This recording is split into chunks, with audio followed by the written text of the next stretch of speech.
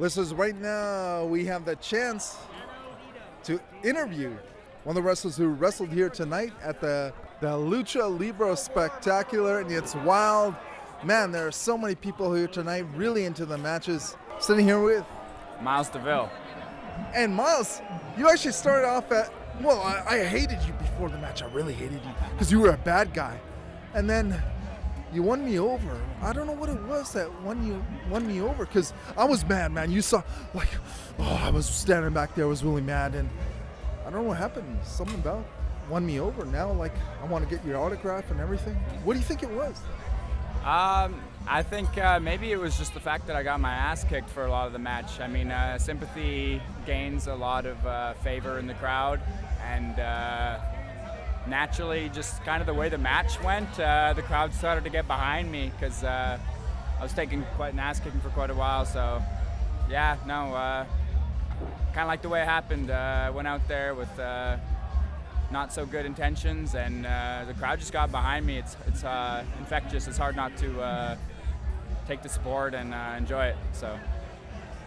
Yeah, it's like, I don't know if you had a chance to look at this stuff, some older school stuff, not too old school, but it's like there was WCW, the Master P gimmick. They were supposed to come in as, you know, they were supposed to pop as good guys, but they were heels, and then the Western rednecks, Barry Windham, Kurt Hennig, Kendall Windham, and then Bobby Duncombe Jr., they became really huge as faces, and they had a music video, so there was something about it, like I really hated you, but then seeing the moves you put on, and yeah, like you guys were beat down, but you came back.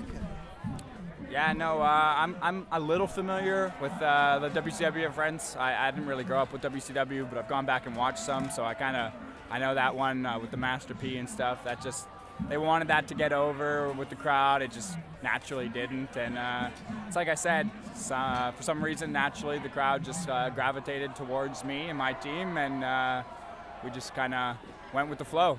So you weren't like hostile or didn't have a chip on your shoulder, because when you came out, I'm going to be honest with you, I don't want to get beat up here, but I booed you when you first came out, but then when I saw you getting your ass kicked and then you came back, you took it, and you came back, I started cheering for you. So you don't like have that chip on your shoulder where people are booing you and then they start cheering you? I mean, yeah, it definitely sucks when the crowd's booing you and you kind of want to throw it back in their face and show you like, hey, like, I'm the real deal here. I don't know why you're booing me. Done nothing to you, but if they're booing me, I'm going to shove it right back in their face. But, yeah, no, it didn't really go that way tonight. So it's one of the occasional times where, like I said, they got behind me, and I just went with it, and it was a nice change of pace, because usually it's not the way it goes for me. Usually the crowd isn't quite too fond of me, but I'll take what I can get. It's just like with a lot of artists, like musicians, and a venue has a different vibe. So this event, would it be different at ECW? Can you switch like ECW or All-Star or the promotion in Kelowna? ECCW is about the only crowd that seems to like me. Everywhere else doesn't like me. Like, I went out in Kelowna, and the second I opened the curtain, on my very first ever time in Big West Wrestling in Kelowna, the crowd booed me.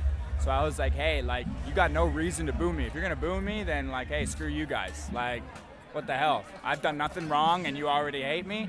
I mean, yeah, and then maybe in ASW, some of the choices I've made and the people I've aligned with might have be the reason, but hey, if you're gonna boo me, then screw you guys. Like I said, occasionally, and depends where I am. This is the first time I've ever wrestled in Vancouver, and the crowd here is really receptive to my in-ring work, so it felt good. Like I said, it's a good change of pace. I pick up a strong vibe. Like, I'm originally from the North Line, 2.5 hours west of Campbell River. You would have got over as a face on the island. Like, if you wrestle for their promotion there, name of their promotion is? Vancouver Island Pro Wrestling is the promotion that runs on Vancouver Island. Hopefully I get booked there soon. I'm going to try and make my way out there and get my name out there more and more. Yeah, because you go to those local, there's so many local towns. You have the major cities. I say city because I'm originally from the island, like Nanaimo, Victoria, Camel River is the major center of the North Island. But there are other places, if you go to Quadra, Was, Port Hardy, a lot of people show up. But I just have this strong feeling you'll be a face. It'll be hard for you to be a baby face over there. A lot of people are going to cheer you. You say it would hard for me to be a babyface, or it would, or? Hard to be a heel over there. Yeah. I mean, I haven't been out there, so I'd love to get out there and see what the crowd's like. Everywhere is different, so like I said, Kelowna, they booed me right away. I don't know why, but I kind of react to the way the crowd reacts, and I just go with the flow, see what happens. Is this your first year at this event, Lucha Libre? I was here last year kind of helping out, but wrestling, yeah, this is my first time on this show. This is the second annual show they've done. Hopefully they do one next year. Or maybe, oh, yeah. Yeah, for sure, and maybe even multiple times a year. I don't know. I love it. I love the Vancouver crowd. I love the atmosphere. Like, it's, for me, this is probably the best crowd I've wrestled in front of. So just something about it, like when the crowd gets behind you like that, it's just a crazy feeling. It's almost like a drug or something. Like, I don't know how to describe it. This event has a unique vibe. Like I saw it at AEW, the new promotion. That's had a few events. I saw a lot of closet wrestling fans that came back. I see a lot of the closet wrestling fans here because I've been a wrestling fan all my life. So I know the closet wrestling fans, and I've seen them out here tonight, man. It's just a really unique vibe here, right? Like, we're close to Commercial Drive. It's very liberal and very artsy, and so people really appreciating the athleticism you guys are putting out there. And I noticed for the heels too, when they were doing that, making the comebacks, and yeah, they appreciated that.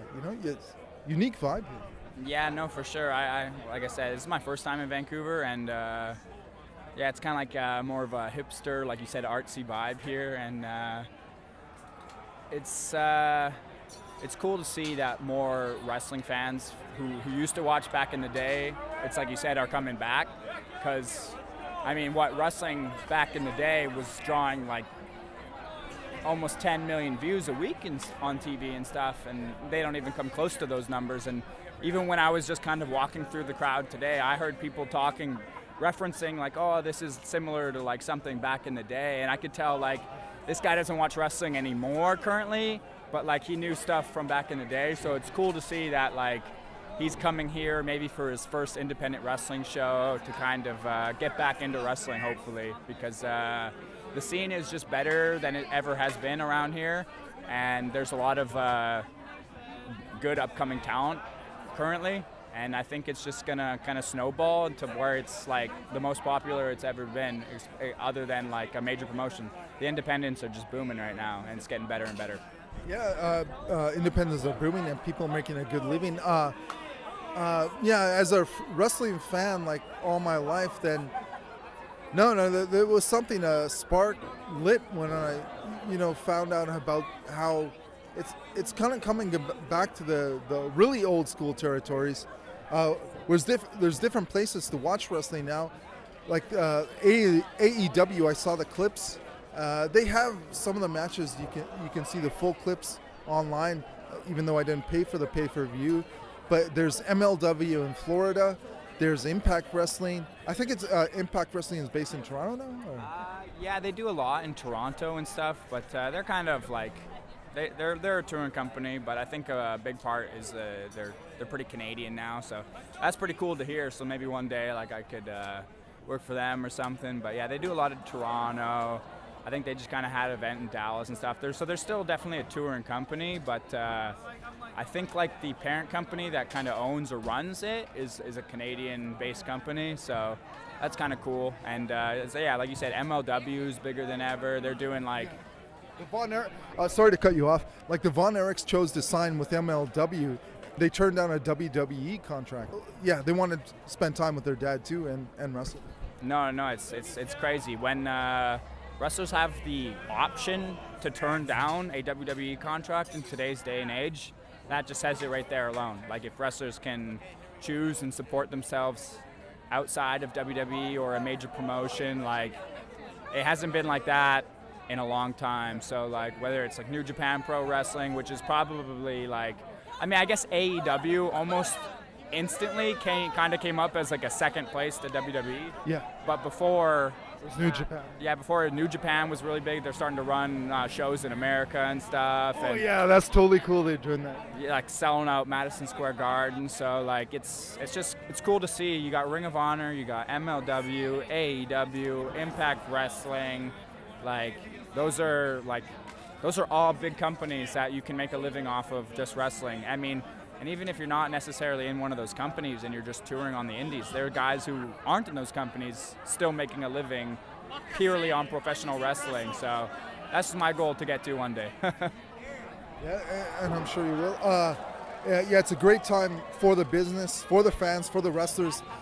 Is there a link, Twitter, Facebook page, YouTube that you would like to give the fans? Yeah, I mean, if you search up just like Miles Deville on YouTube, Miles Deville versus, I've got like a decent amount of matches on there. One against Eddie Osborne I'm quite proud of. I'm sure the one I just had tonight, 6-man tag, myself, Adam Ryder and Tony Baroni versus the American Guns, Ethan HD, Mike Santiago, and Jordan Oasis. That'll probably be posted on YouTube within the next couple days. That was honestly my favorite match I've had to date, so there's that. I've had a one-on-one match on YouTube that's with Jackie Lee. So if you search my name on YouTube, there should be a few matches there that come up, and you can watch me. As far as social media, on Instagram, I'm Miles_Deville. Facebook, just Miles Deville. And Twitter, I think it's Miles. Might be if you search up Miles Deville, I'm sure my name will come up. It might be also Miles_Deville. I can't quite remember off the top of my head exactly what my Twitter is. Probably should know that for situations like this, but yeah, if you search up Miles Deville on Twitter, I'm sure my name will come up. Miles, thanks so much for your time. It's been a real pleasure talking to you. No, thank you so much. I had a great time. Thank you.